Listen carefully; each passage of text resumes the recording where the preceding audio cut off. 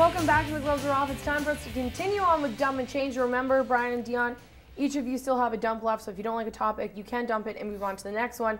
Hopefully you do want to talk about this one, though. I'm calling it ka-ching. Michael Vick has signed an incredible deal, $100 million deal. Looks like $40 million of it is guaranteed. He's now the highest paid player? No. Yeah, he is. No, he's not. Yeah, one of the highest. One of the highest paid. Peyton Manning's the highest paid player.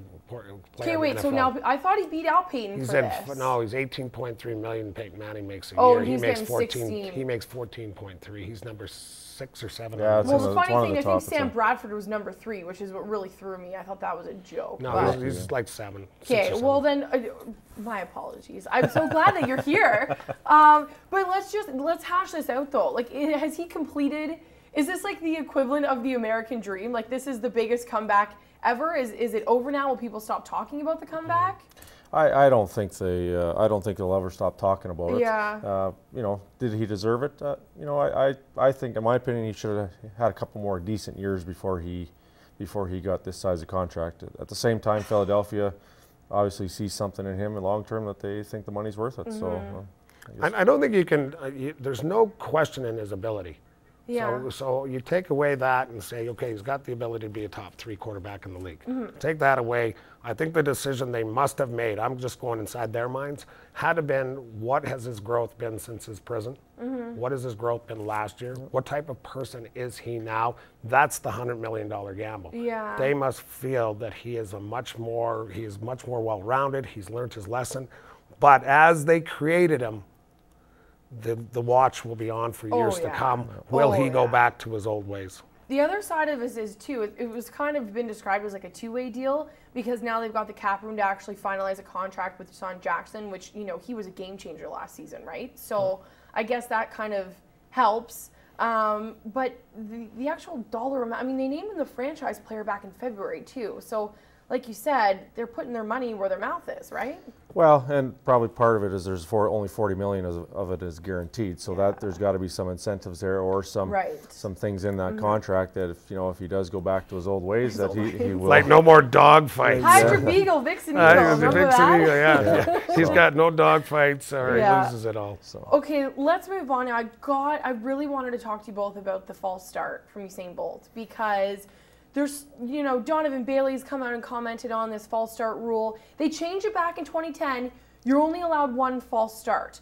Track and field, in my opinion, is one of those sports where, it's difficult to watch. They don't have the following that, as much as it's exciting, I'm not knocking the sport, but it can be a little bit, they don't have the audience. They just don't. Unless I don't it's have the choice Olympics. Between soccer and track and field. Oh, paint drying. I know what you're going to say. That's a tough one. Okay, my point is you got the fastest guy in the world, and then everybody that tunes in doesn't even get to see him race. Should the rule stay as it is, or should it be changed? I don't mind the rule. There's rules to play with, but to play by. So he had his first chance. He lost it, but you only get 1. I understand that, but at the same time, the times that were run. It was the slowest 100 meter in a long time. Yeah. He didn't need a false. He didn't need to get going out of that gate that fast to win that race. So it's tough. I know they all came to see it. It is the best event in track and field. If there is a best event, that is the one to watch. I think when to me. I can see both sides of it, but for me, when they are living on a second of a decision, it's getting out of those blocks. It's anticipation of a gun. It's everything. You're on edge. You're nervous. You're the fastest man in the world. And like you said, I agree there. But don't you think it proved he was human? He should have. I think in those bigger races, there should be a second chance. So you think the rule should be changed? In that big. But now, if you say to me a 400 or 800. Well, no.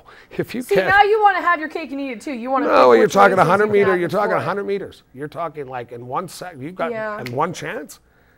Well, the thing is, what bothered me, and I know how you always hate on the media, so here you go. The rule was changed to give TV execs a better show. They were, frustrated with the delays caused by the false starts. So when you add that into the mix, do you still think that the rule should stay the same? Well, if that's the reasoning, that's a pretty weak excuse. They should be doing it for what's best of the sport, not for the media or for anything. Does that change your but the media. But here's the thing: the media built up this thing as it should, as the fastest man in the world, And how do you like it now, boys? You just got your ass kicked. Yeah. You know, he's out of the race. TVs just went like this. Click, click. Right. Let's watch golf now. Yeah, oh, I'm glad that you brought golf up because we're going to move on to our next topic.